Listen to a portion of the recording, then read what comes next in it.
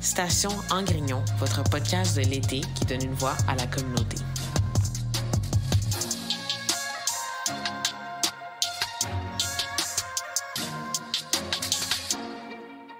Bonjour à tous, bienvenue au podcast de la radio Station Angrignon. Moi c'est Patricia et aujourd'hui je suis accompagnée de 3 autres personnes, mes collègues. Allô, moi c'est Safia. Moi c'est Ashley. Bonjour, moi c'est Maxime. Parfait, et aujourd'hui on voulait vous parler de la motivation chez les jeunes. Comme vous savez, la motivation c'est quand même un phénomène qui a été très, comment je veux le dire, bouleversant chez les jeunes cette année. Qu'est-ce que tu veux dire par bouleversant? Je veux dire bouleversant surtout avec le coronavirus. Ce qui s'est passé, c'est qu'on a remarqué qu'il y avait beaucoup de taux de motivation qui avaient lâché, beaucoup de personnes que la santé mentale qui ont été un problème. Donc aujourd'hui, on est là en fait juste pour avoir une discussion ouverte entre collègues employés ici au CARD par rapport à la motivation et comment vous en fait vous redonner cet effet de motivation dans votre vie. Donc, pour la première section qu'on voulait commencer, en fait, le premier thème, on voulait commencer à parler pour la paresse. Ouais, c'est un struggle. C'est tough. La paresse, je pourrais dire que c'est pour la jeunesse, on dit un peu la flemme. C'est vraiment un genre de symptôme de quand t'as envie de faire quelque chose, mais t'as pas le goût. T'es pas motivé. T'as pas la motivation, t'as pas envie. Mais on va essayer de remédier aujourd'hui puis de donner des astuces pour se motiver. Ouais.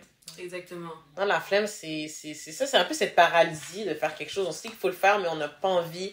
On repousse toujours à plus tard. On finit par accumuler les tâches. Puis clairement, c'est quelque chose qui est aussi très répandu chez les jeunes en général. On dirait que tout le monde a des tâches que ça ne tente pas. Je peux pas faire la vaisselle, je peux pas faire mes devoirs, etc.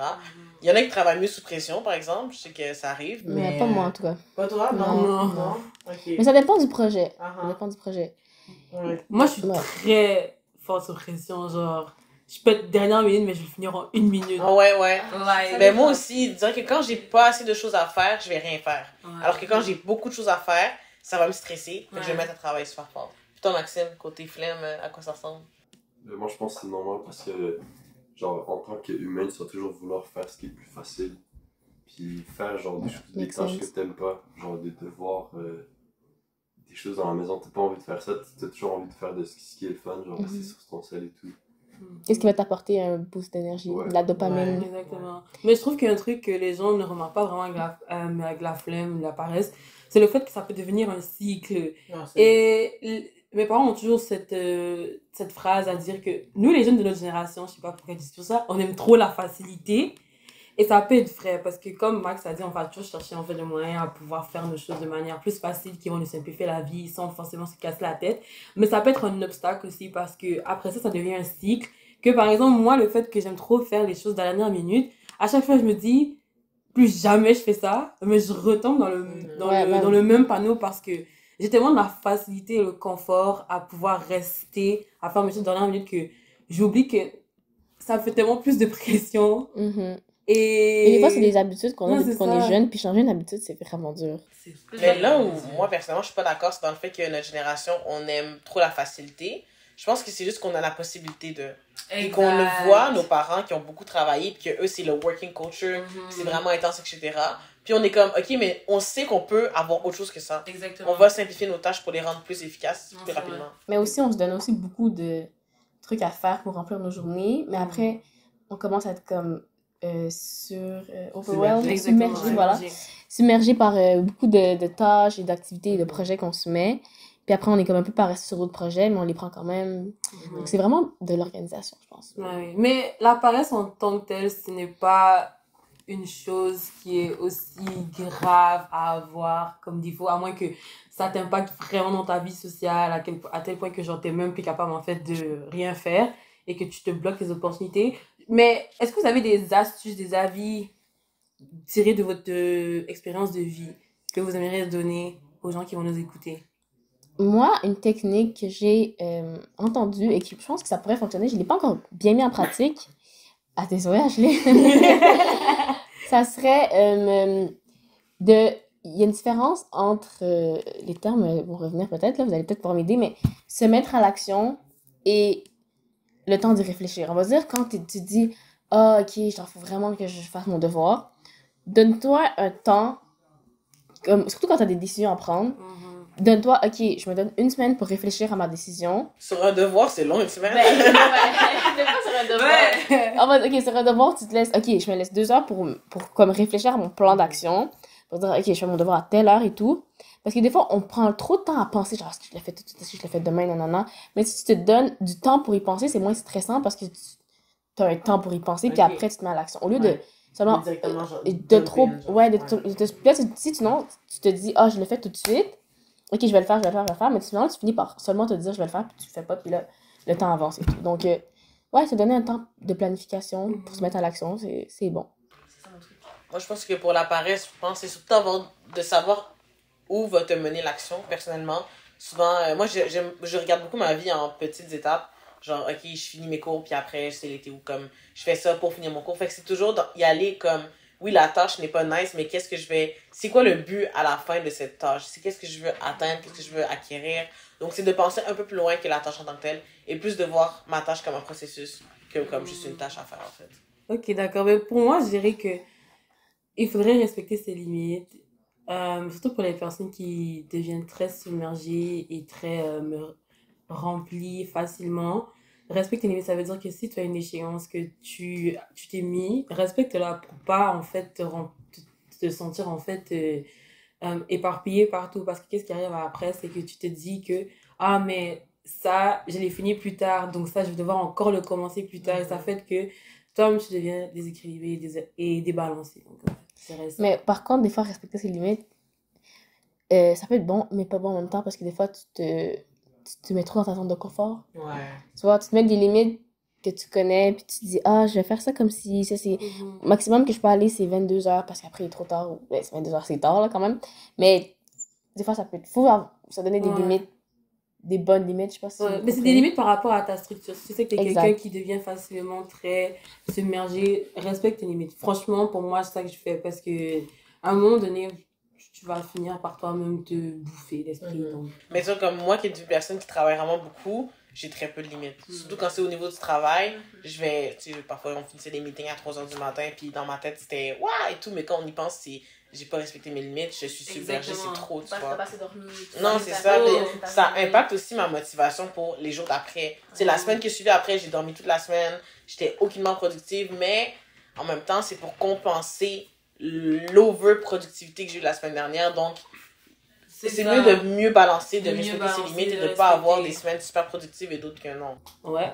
Plus on met du temps à effectuer nos choses, à respecter nos propres limites, plus ça va fructifiant au futur aussi. Ouais. C'est une routine, c'est une éthique de travail aussi. Comme plus on est habitué à faire les choses dans un certain ordre, plus comme pour nous ça devient naturel d'être organisé et de respecter nos échéances. En parlant d'organisation, il y a les applications de motivation. Est-ce que ça c'est bénéfique pour nous, la jeunesse, ou c'est un fardeau pour l'espace qui contient le téléphone?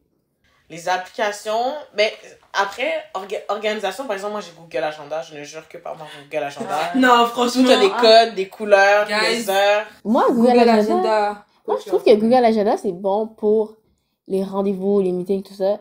Mais personnellement, pour organiser ma journée, genre, je préfère me faire un Excel, moi. Genre, je sais pas. Mais répéter ton Excel à tous les mois et tout. Non, mais c'est déjà là, ou sinon, je sais pas.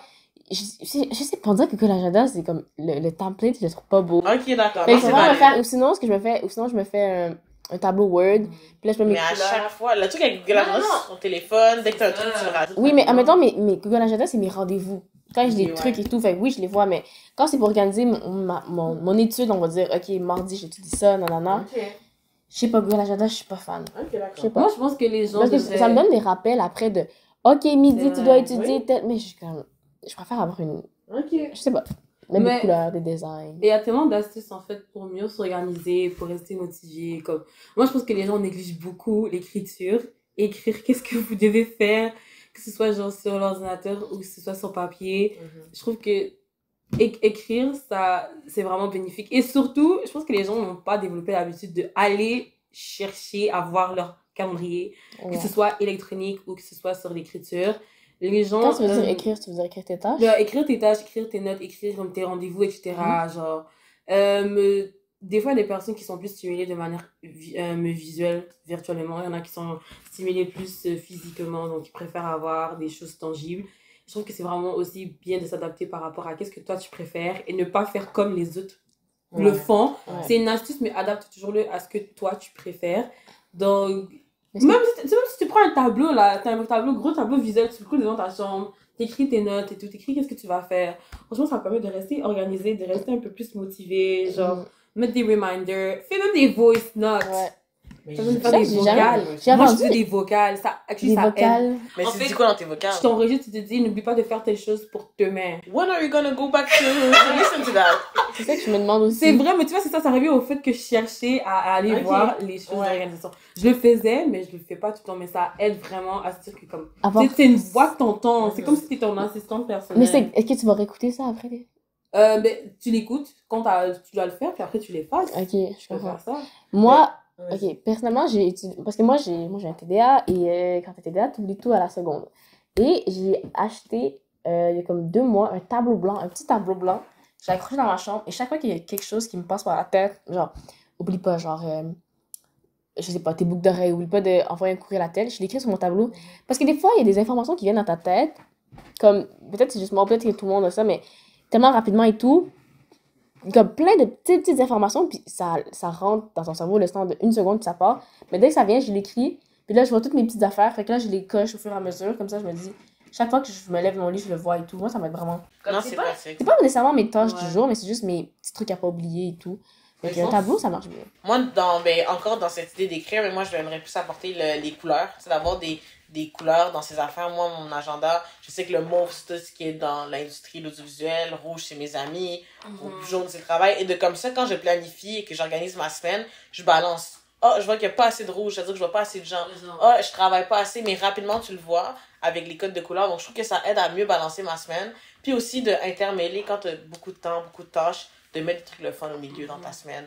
Ou le soir, de garder plus de temps pour avoir du fun, whatever. Donc, de mieux visualiser puis de planifier au long terme, je pense. Mais est-ce que vous regardez les applications d'organisation ou vous, vraiment, c'est Google Calendar? Moi, c'est Google Calendar tous les jours. Moi, c'est mon tableau que j'avais fait Excel pour l'école. Puis il y a aussi une application qui est très bonne, qui s'appelle Miro. C'est une app... en fait, quand tu vas sur l'app, tu construis tout un peu comme tu veux. Donc, c'est un tableau... c'est juste un tableau blanc vierge, il n'y a rien dessus. Puis tu peux comme piner, genre, tu peux te faire des tableaux, tu peux te faire des pomodoro, tu peux te faire n'importe quoi là, tu peux te faire des agendas, tu peux te faire des reminders. Vu que c'est un vierge, tu fais ce que tu veux avec, puis tu l'organises un peu à ta façon. Donc, vous irez regarder, c'est vraiment une app intéressante. Sinon aussi, Notion, oui, ça, c'est vraiment bon pour organiser. C'est vrai qu'après, côté structure, c'est vraiment toi qui vas peut-être devoir te casser la tête à te faire pour structurer, à te faire des designs, un visuel qui t'attire, etc. Ouais. Mais au long terme, franchement... C'est comme un Google Calendar, mais un peu plus esthétique. Ouais. Donc, c'est vraiment beau à voir. Toi, Maxime, côté fin de session, fin d'année, fin d'année, en fait, t'es au secondaire. Comment ça s'est passé, ton étude? La paresse, la motivation, c'était comment? Ben, moi, ce qui m'a aidé beaucoup, c'est avoir un agenda électronique. Et ce qu'on avait, c'est, par exemple, pendant la journée, ça te montrait t'as quel cours. Et tu peux t'ajouter des tâches ou si jamais des devoirs que tu as à faire pour certaines journées.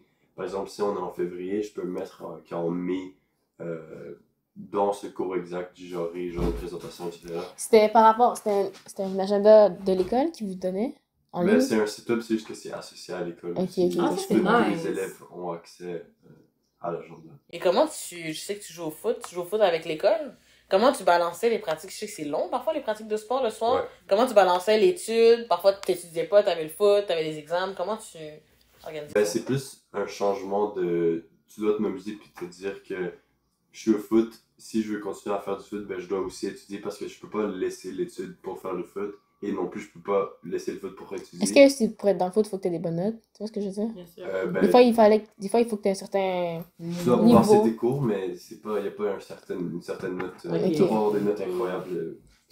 Mais ce que je disais, tu te dis que, ok, j'arrive à la maison et j'ai pas de temps à perdre, je peux pas rester sur mon sel pendant 1 heure à perdre du temps. Genre, je rentre, je fais ma douche, je mange, je fais mes devoirs, tout ça, pour pouvoir tout rentrer et pas aussi se coucher à 1h du matin parce que sinon le jour d'après tu vas pas être performant. Mais ça t'est déjà arrivé de te coucher à 1h du matin? Ben oui.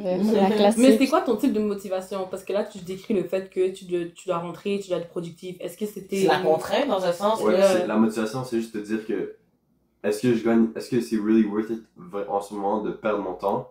Parce que je sais que demain, je vais me sentir vraiment mal. Je vais rien faire pendant la journée. Puis il y aura des conséquences à tes actions aussi. Ouais. Tu vas moins bien performer, tu vas moins bien étudier. C'est comme un effet domino.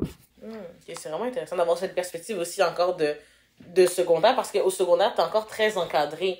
Alors que plus tu grandis après, plus tout repose sur nous, c'est ça. Si tu fais pas tes affaires, c'est toi qui est plus perdant. Exactement. Alors que là, il y a encore des personnes qui... Là, il y aura personne à blâmer, on va pas blâmer tes parents. C'est toi qu'on va blâmer parce qu'on sait que t'es déjà assez adulte, assez apte pour pouvoir t'occuper de toi-même. Mais par contre, je veux juste ajouter qu'il faut pas négliger de si t'as de la difficulté à t'organiser, de pas...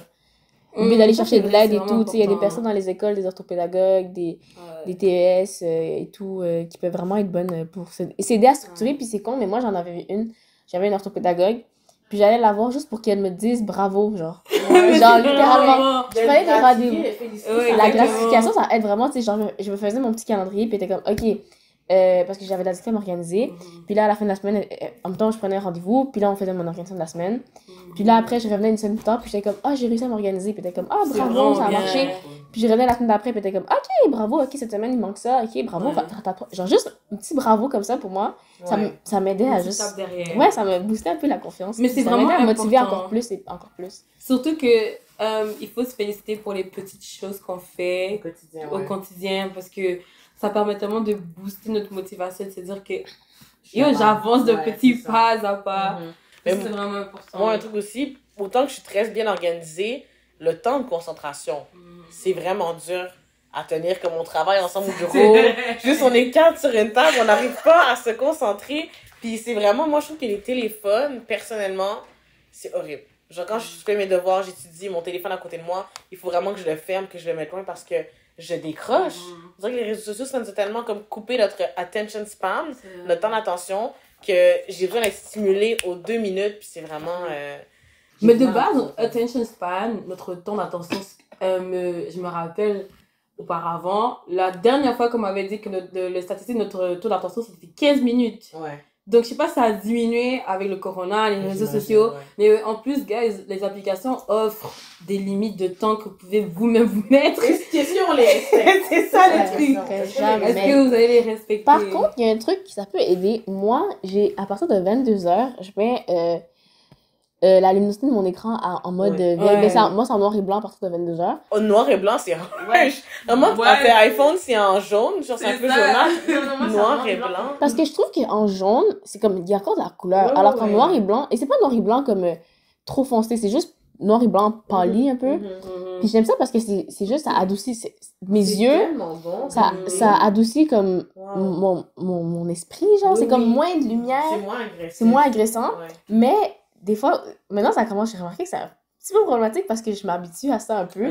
Puis des fois, je passais la journée avec mon sel en noir et blanc, puis j'aime ça parce que ça m'apaise, mais ça m'aide pas à aller dormir ou ça m'aide pas à décrocher de mon sel. Alors que je trouve que si ça devenait comme... Peut-être qu'il y a une fonction que ça pourrait être noir et blanc graduel, je sens qu'à un moment donné, tu vois plus rien, puis là, t'es comme, ok, je peux vraiment plus être sur mon sel. Ça pourrait être nice, parce que noir et blanc, c'est tellement doux que finalement, c'est le fun. Mais pour de vrai, c'est tellement une bonne idée d'avoir... De mettre le graduellement. Oui, mais j'ai vu des téléphones qui sont sortis récemment l'an dernier, justement des téléphones simplistes, en noir et blanc. Très, très peu, tu peux faire très peu de choses avec, vraiment juste pour revenir à ce téléphone de base qui n'est pas overstimulant comme aujourd'hui. Puis j'ai vu un article aussi, je crois que c'est aux États-Unis, ils ont fait une enquête et il y a de plus en plus, il y a une petite vague qui commence de jeunes qui vont vers les flip phones pour avoir moins de notifications, puis de gestion, puis de juste la base d'appeler ses amis, appeler les personnes en cas d'urgence, puis si pour écrire un A, il faut que je fasse 1, 2, 3, là, mais ça va prendre le temps de le faire, puis comme ça, la concentration, la motivation, ça peut aider dans plusieurs aspects. Vraiment, le temps qu'on passe sur le téléphone est énorme. On va voir combien de temps on a passé hier. Allons voir pendant qu'ils vont discuter. Et toi, Maxime, ton temps de téléphone, je pense que ça ressemble à quoi comme ça quotidien? On va aller aux alentours de 4 heures. 4 heures? 4 heures par jour? Quotidien par jour? Mais c'est quand même bon, je pense. Moi, hier, on va dire... Moi, hier, c'était 8 heures. Ah là là. Hier, j'ai fait un 15 heures. Wow. 15 heures hier. Damn! Ah non, c'est vraiment bad.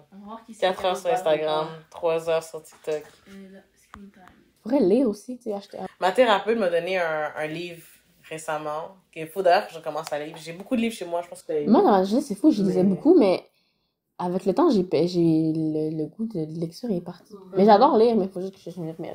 Non, je suis sur un livre en ce moment, All About Love de Bell Hooks. Est-ce que vous connaissez Bell Hooks? Une féministe, féministe activiste très connue aux États-Unis, très connue. Une pilière, en fait, de... Je connais le livre, mais je Ouais. savais pas que c'était comme ça. Une pilière du féminisme et de la sociologie chez les femmes noires. Donc, je recommande. Je ferai peut-être un review là-dessus, d'ailleurs, donc quand je C'est vrai.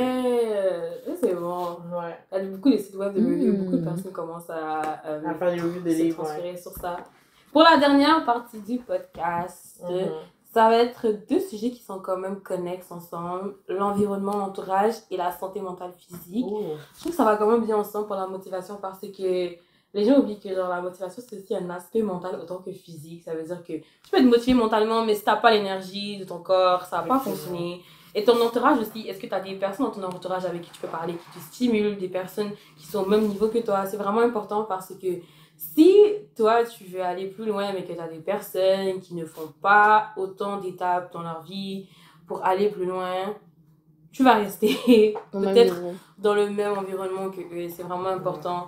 Comme Maxime parlait en fait de son école et le fait qu'il lui... Encadrement. Ouais, l'encadrement, mais aussi le fait qu'il leur aidait avec des agendas électroniques.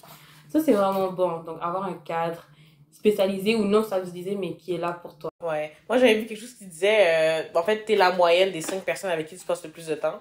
Oh. Puis moi, j'avais adoré cette phrase-là parce que c'est très vrai. Que Tu finis par être connecté c'est avec ça, Exactement. comme les gens avec qui tu passes beaucoup de temps, tu finis par un peu prendre d'eux et te mettre à leur niveau sans vouloir avoir un côté. Tu veux ou pas, tu prends Ouais. l'énergie. Puis... Donc, puis il y a souvent des fois dans ma vie où je me suis arrêtée, je fais, hey, tu sais, j'adore mes amis, etc. J'adore les gens avec qui je suis, mais, tu sais, j'ai des amis qui vont pas à l'école, j'ai des amis qui font juste travail, j'ai des amis qui, tu sais, ils vont passer tout leur temps dans des dépendances, etc.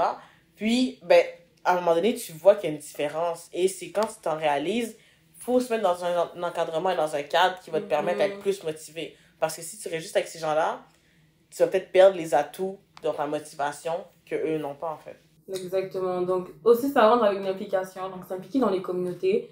J'avais vu un photographe qui s'impliquait vraiment beaucoup dans la communauté. Trouver le temps pour s'impliquer, ça peut tellement aider avec la productivité et à rester motivé parce qu'on est aussi inspiré par ce qu'on voit dans la vie. Donc, ça nous aide à toujours se dire que oh, j'ai envie de faire tel projet, j'ai envie d'entamer ceci. Il ne faut pas se brûler avec ça. Donc, impliquez-vous, parlez. Faites du journaling. Oh oui, tellement. Ça peut tellement aider. Ouais. Je sais qu'en ce moment, exactement, écrire dans son journal. Je trouve que les personnes, oui, avoir accès à un psychologue, une thérapeute, c'est vraiment cher. Donc, Non, mais je paye pas pour c'est donc si vous pouvez, genre, écrire pour savoir, en fait, qu'est-ce qui se passe avec vous, juste pour, en fait, vous mieux comprendre, ça peut vraiment aider. Parler avec vos amis, c'est pas obligé de parler de tout, mais avoir une transparence avec votre état d'esprit, ça permet tellement de voir mieux clair sur comment vous vous sentez. Et dormir. Énormément. Oh my god. Une bonne hygiène de vie, tout simplement. Dormir, Ouais. bien manger, etc. Ça aide. Votre corps, c'est votre Ça moteur aide. aussi. Puis aussi, quand on parlait du journaling, moi, un truc que j'aime beaucoup faire, c'est d'écrire pour les 6 mois. Donc, je me fais une lettre de mes goals que je veux atteindre dans 6 mois. Fait que, mettons, là, je vais faire ça pour jusqu'à décembre, de décembre jusqu'à l'été. Donc, c'est ça que je fais chaque année pour avoir savoir que oh, je m'étais dit que j'allais atteindre ces points-là, etc. Puis de rester motivé et focus sur ces points. Et de faire ces goals-là de moi-même à moi-même Exactement. pour me permettre après ça de faire un check-in rendu en décembre. Je trouve que c'est très efficace. Il y a des personnes aussi qui vont dans des conférences, Oui. des personnes qui écrivent qui font des Vision board. des vision boards, ça peut vraiment aider. Faites des activités, des hobbies, des passions qui vous inspirent aussi, franchement. Le sport aussi, les gens qui vont au gym, ça leur motive aussi. Donc... Et prenez un sport aussi qui est connecté à vous aussi. Ouais. C'est pas parce que tout le monde va au gym que toi, ne s'en va au gym. Exactement. Ouais. Mais aussi, je pense qu'en général, aussi un problème là-dedans, c'est aussi le point de la vie en tant que tel. C'est comme, on en fait tous un peu notre propre philosophie de on est sur Terre, pourquoi? Après, ça appartient à chacun. Mais c'est sûr que quand on n'a pas de purpose, quand on n'a pas de but vraiment précis, c'est sûr que ça peut être dur. On peut donner autant de conseils, mais si on n'a pas un fondement qui nous dit « Hey, je veux atteindre ces points-là pour telle raison ça peut être difficile. Donc, peut-être de se poser la question de c'est où que je veux être plus tard dans la vie, c'est quoi mon but dans la vie, c'est quoi que je veux... Qu'est-ce que je vais en tirer de cette vie, en fait. Ouais. Mais je trouve dans ça aussi, qu'est-ce qui rentre, c'est le côté niche. Mais surtout pour les plus jeunes, je dirais, ceux qui sont secondaires, je trouve que c'est vraiment important que vous ne soyez pas absorbés par tout ce que vous voyez sur les réseaux sociaux côté influence de vie, parce que il y a des statistiques qui sont pas probables. C'est pas parce qu'il y a une personne aux États-Unis qui a une grande famille aisée, qui a beaucoup d'argent, que ça veut dire que vous-même, vous devez l'avoir, ce statut-là, aussi rapidement. Et ça peut tellement démotiver, mais il faut savoir que on est au Canada, on n'est pas aux États-Unis, on n'a pas tous la même vie. Et il faut juste travailler, en fait, pour ce qu'on a, apprécier qu'est-ce qu'on a et peut-être créer qu'est-ce qu'on veut avoir plus tard. Parce que il y a des apparences, des objectifs qu'on veut, mais ce n'est juste pas réaliste. Dans les réseaux sociaux, surtout que, en fait, les réseaux sociaux, c'est fait juste pour montrer le succès. On voit pas les échecs. Ouais. On va juste voir une personne qui a gagné. C'est ça. Exactement. On voit juste, telle personne est riche, telle personne a gagné 3 millions, etc. Mais déjà, ce n'est pas toute la population. C'est vraiment une infime partie. Et il faut pas se baser, mais ça peut être une très bonne source de motivation. Exactement. Je veux atteindre ce but-là dans ma vie. Moi, mon rêve, c'est d'avoir ma petite Cadillac Escalade. C'est mon rêve. Je travaille pour ça. Donc, on peut s'y inspirer, mais il faut pas se baser dessus. Exactement. Croyez en vous. Motivez-vous. Comme dirait Théodora. Ah non, c'est pas Théodora qui dit ça. C'est une autre chanteuse. Bref. J'ai oublié son nom. J'ai oublié son nom en tant que je le trouve d'ici la fin du podcast. Et toi, Maxime, comment tu fais pour rester motivé physiquement, mentalement? Aussi. Ouais. Est-ce que toi, tu penses que les réseaux sociaux t'affectent beaucoup en tant que... Ça m'affecte pas directement, mais aussi ça te laisse genre dans la tête le fait que genre peut-être que genre t'es pas genre aussi bon que les autres. Parce que tu vois certaines personnes qui disent j'ai fait $1 million à 17 ans. Après tu te demandes genre pourquoi moi je peux pas faire ça, et genre qu'est-ce qui me manque. Mais après genre la plupart des gens c'est aussi pour faire de l'argent sur toi. Exactement. Genre social media is unreal, genre c'est pas la vraie vie. Ouais. Mais pour revenir à la question, c'est vraiment avoir des buts, parce que sans but, tu vas te trouver, tu vas penser que t'es perdu. Ouais, vraiment. Est-ce que tu trouves que les gens dans ton école, parce que je sais, en plus, récemment, ils veulent enlever les téléphones aux écoles secondaires. C'est vrai, hein, mais on en a parlé en plus. Il n'y en a plus. Il n'y en a plus? L'année prochaine, il n'y en a plus. Est-ce que toi, t'es correct avec ça, ou tu penses que... Tu penses que ça va aider la motivation des élèves?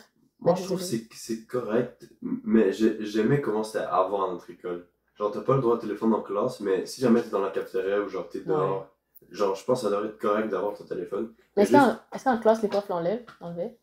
Non, mais si tu le sors, ben... Ils vont te faire genre, attends seul. Oui, mais genre, si jamais tu utilises ta calculatrice ou genre tu changes ta chanson, c'est pas ça te dérange pas. Juste pas rester dessus pendant qu'ils donnent le cours et tout. Et moi, je trouve que ça passe, en tout cas, si c'est sur un problème de motivation et d'organisation, ça passe complètement à côté de la plaque, d'après moi. Vraiment, genre... Faut pire confisquer les téléphones de manière plus sévère. Oui, mais à ce point-là, déjà, au fait que, par exemple, cette année, l'année passée, techniquement parce qu'on est en été, tu n'avais pas le droit dans la cafétéria, mais au casier, tu avais le droit. Puis, ça commence un peu à être... Ouais, mais là, c'est devenu genre l'autre extrême, genre t'as rien le droit du tout. T'as pas le droit de l'apporter à l'école. T'as pas le droit. C'est ça la règle de notre école. Mais c'est ça que je dis, genre, il n'y a pas vraiment une raison. Puis on s'entend que quand tu manges, t'es en pause, t'as pas besoin d'être performante, t'as pas besoin de... Exactement. Ouais. En tout cas, ça c'est un débat très long qu'on pourrait faire un podcast littéralement là-dessus. Eh bien, les amis, c'était tout pour aujourd'hui. Moi, le dernier conseil que j'ai envie de vous donner, franchement, par rapport à la motivation, c'est ne négligez pas votre santé mentale physique. Ça, c'est vraiment numéro 1. Vous parlez à vous-même, guys, on est tous fous dans la vie, j'imagine, donc continuez à vous parler à vous-même, franchement. Est-ce que vous avez d'autres conseils à leur donner, d'autres avis, commentaires? Buvez de l'eau, prenez soin de vous, faites-vous un vision board, puis lâchez pas, on est capable. C'est ça, comme avoir un bon calendrier, de s'organiser, puis stressez pas aussi avec l'organisation, parce que des fois on se dit, on s'organise, puis après, si t'as pas réussi à faire ce que tu voulais dans la semaine, comme tu te sens mal, c'est normal que tu te sentes mal, mais casse-toi pas trop la tête avec ça, genre essaie petit à petit, à un moment donné, tu vas juste avoir ton rythme, puis tu vas y arriver, parce que c'est pas du premier coup qu'on est organisé du jour au lendemain. Exactement, et toi, Max? C'est important de comprendre, genre, tu peux faire des échecs, genre, pour avoir une réussite, c'est normal d'avoir plusieurs échecs, ça va pas arriver de la première fois. Faut pas give up après la première fois, dire c'est pas pour moi, ou faut trouver genre ce que t'aimes faire et grind pour pouvoir faire ce que t'aimes. Okay. Voilà, c'est la station Grillon. On se revoit pour le prochain épisode. Bye bye. Merci de nous avoir écoutés. Station Angrignon, votre podcast de l'été qui donne une voix à la communauté.